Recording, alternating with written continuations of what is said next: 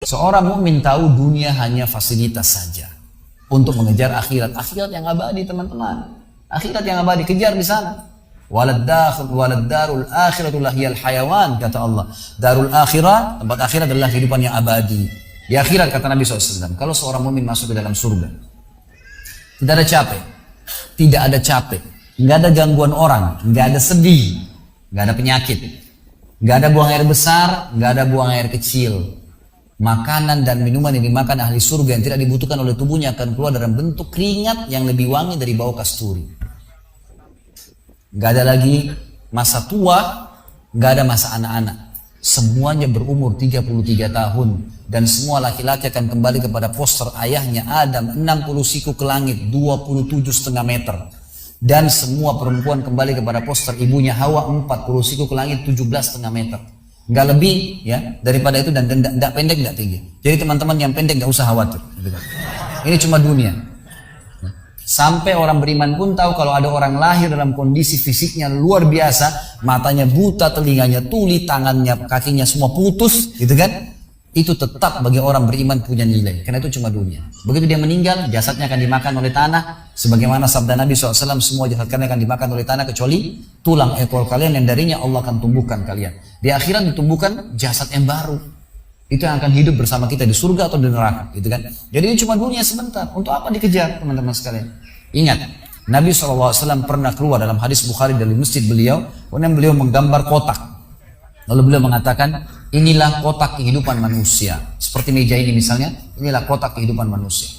Lalu Nabi SAW menggaris dari luar kotak, di bawah kaki beliau, digaris, dilewatin kotak ini sampai melewati kotak tengah, di depan. Panjang. Lalu kata Nabi SAW, ini angan-angan manusia. Ini angan-angannya. Angan-angannya melampaui kehidupannya. Lebih 500 tahun ke depan, padahal umurnya cuma 60-70. Lalu Nabi SAW menarik dengan tongkatnya dengan keras dari sisi kanan garis kotak, digaris dengan keras sampai terbongkar tanah itu, digaris dan memutus garis tengah itu. Lalu beliau mengatakan, dan ini kematian yang akan datang memutus angan-angannya.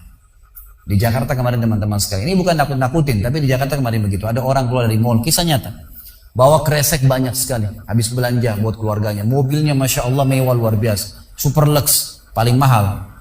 Parkir, begitu melihat tukang parkir, alhamdulillah, tukang parkirnya sangat senang nih, karena ini orang kaya, pasti kasih tip yang banyak gitu. Naik di mobilnya, di starter mobil, tidak pakai supir kebetulan, dia nyalain, mobil di depan ada, mobil di belakang ada, gitu. Jadi terhimpit. Tiba-tiba orang ini tuh starter mobilnya, diinjak gas dengan sangat keras, mundur ke belakang, nabrak mobil di belakang, hancur total. Tukang parkirnya pun tadi jadi marah, Pak, apa nggak lihat, ambil marah-marah. Tapi anehnya orang ini gasnya terus kencang, gitu ribut, gitu kan. Maka tukang parkir curiga, dibuka pintu, orang itu sudah meninggal dunia. Teman-teman sekalian, pernah nggak orang ini berpikir dia akan mati pada saat keluar dari mall? Kalau dia tahu dia tidak bakal keluar ke mall tuh. Di depan mata saya pernah ada orang meninggal di rumah sakit ayah saya. Kebetulan di Makassar beliau punya rumah sakit, dan itu di pinggir jalan raya. Sore hari, subhanallah, ada anak muda.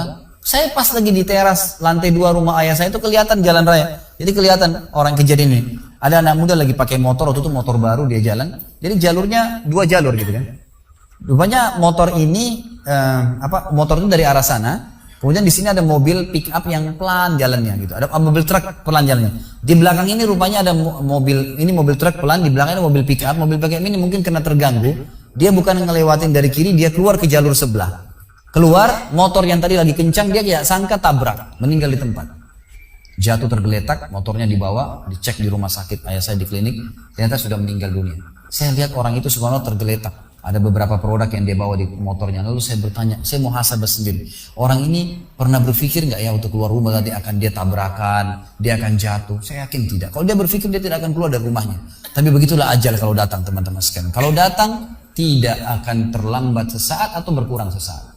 Harus pahamin, gitu kan? Jadi jangan sampai kita berlebihan. Saya tanya teman-teman, Anda jujur jawab. Kalau seandainya Anda ke dokter, lalu kemudian dokter mengatakan, maaf Pak, Bu, umurnya tinggal 2 minggu menurut ilmu medis. Ini ada penyakit parah, tinggal 2 minggu, dokter nggak bisa obatin lagi. Kira-kira orang yang seperti ini sudah divonis sama dokter akan mati 2 minggu lagi? Nggak ada lagi, sudah kankernya, sudah tumor segala macam di tubuhnya, sudah segala macam penyakit.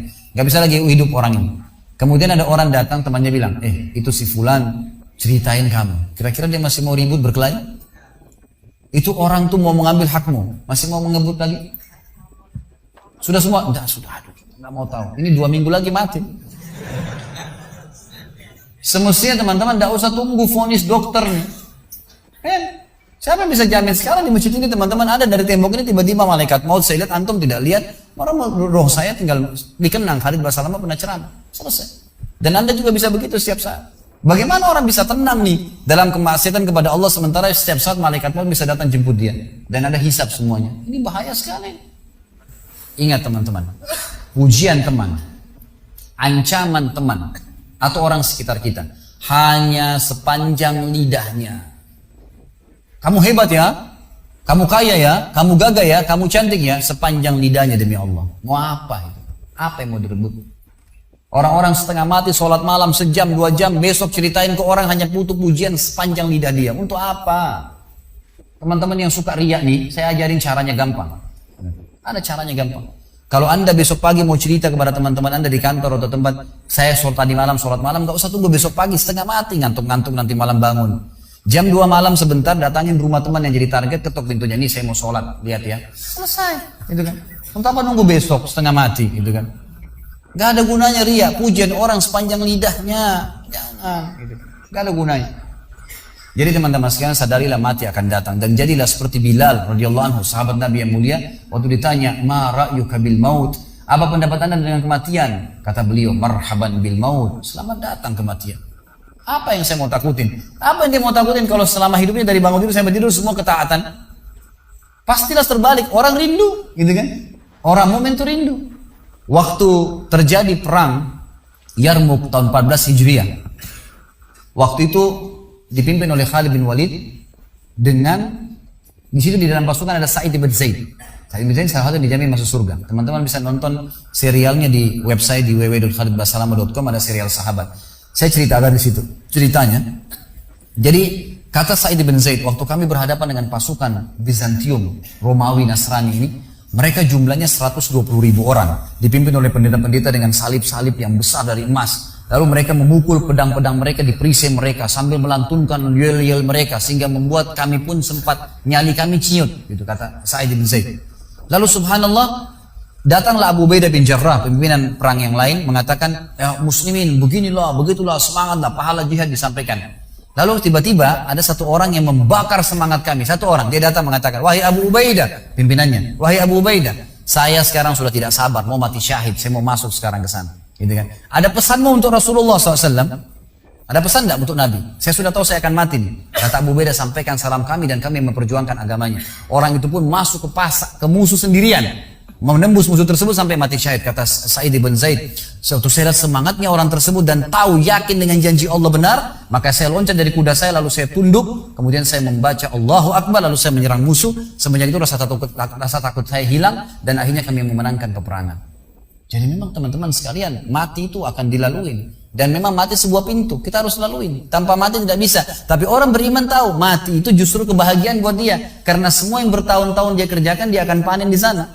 Semua kehidupan abadi ada di sana, maka dia rindu dengan mati. Tidak perlu takut, gitu kan? Toh akan datang. Jadi harusnya difahami masalah-masalah seperti ini.